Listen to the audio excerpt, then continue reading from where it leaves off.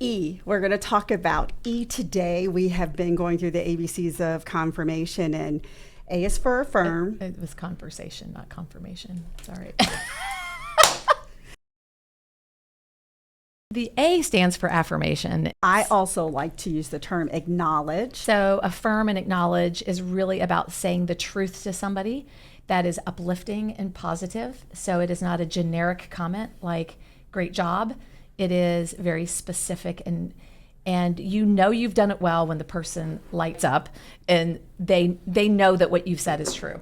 That's the A. Now the B is be direct. The B is really stating the problem, and it leads you into the discussion, the conversation around that.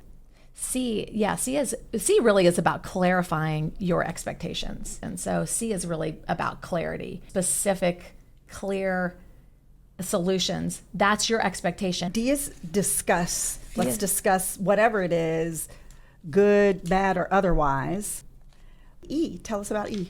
E is for encourage success. So remain on the same team as the person you're talking to. So the whole point of starting with an affirmation is really to let a person know that you see them, that you're on their side, and you're here to be helpful to them as they grow, either in their work or in their personal life or whatever it is, or their relationship with you, like you and I had to do.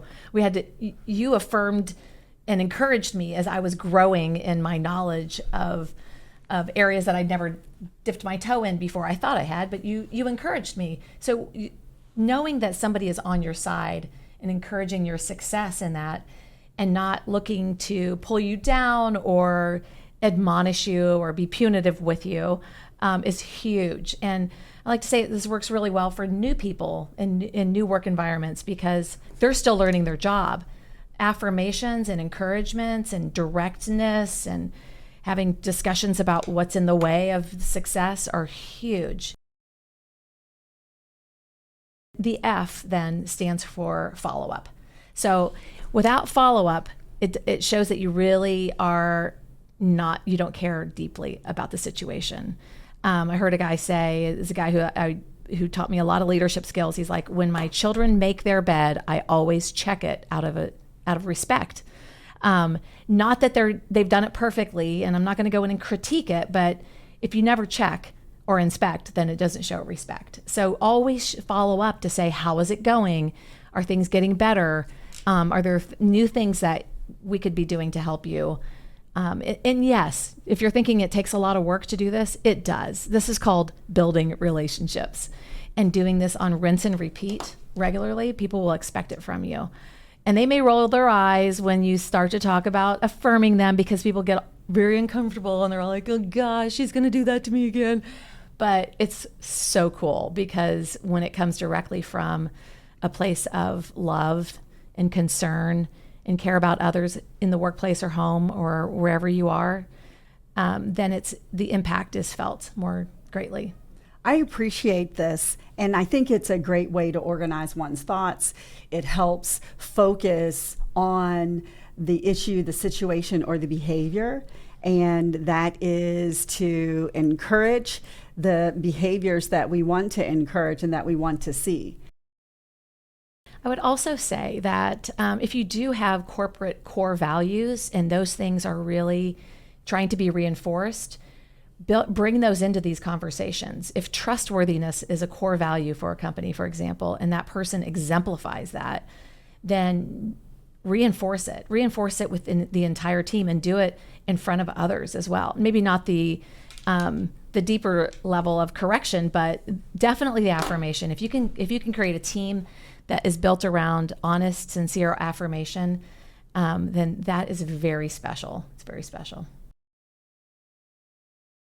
This brings up a lot of other conversations that we could have. One is, how do people want to be recognized? Another offshoot is the type of management style. Another offshoot is personality types, right, and also different communication styles. They really do work for all personality styles and types, because this is not about your personality. It's about the information that you're trying to communicate, the message you're trying to get across, and vice versa. So if you're someone that it just goes straight in and is very methodical and logical and maybe even analytical, you can still use this formula. Absolutely. And you know, to your point, this is about connecting with another person as you go about your days, weeks, months, years, and still getting the information across and not being all over the place with it. You're right. It is a structure by which you can use to have difficult conversations, constructive. You can do an employee evaluation like this. You can do bonuses too. Yes, If you're a manager or director and you want to put forth some of your employees that maybe deserve a raise or deserve a bonus, so this is a great structure to use. At the last place I worked, we did not give bonuses until we gave an affirmation. I would read a letter to each person in front of the entire team, which was extremely uncomfortable for some people.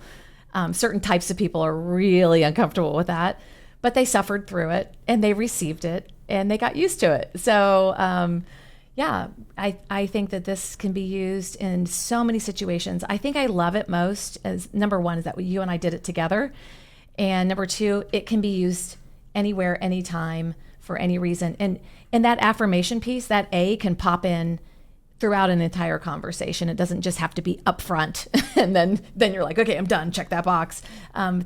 Think about that, you know, and bring it in around, especially when you get to the end where you're talking about encouragement and follow up. Like, you know, I know you can do this. You have shown us before that you have grown. You are an amazing leader. People look to you, whatever those things are that are true. Use that in the E, encouragement, and then let a person rise to their full potential. What a beautiful thing to be able to do. Thank you. Thank you about the ABCs of conversation, Alexia.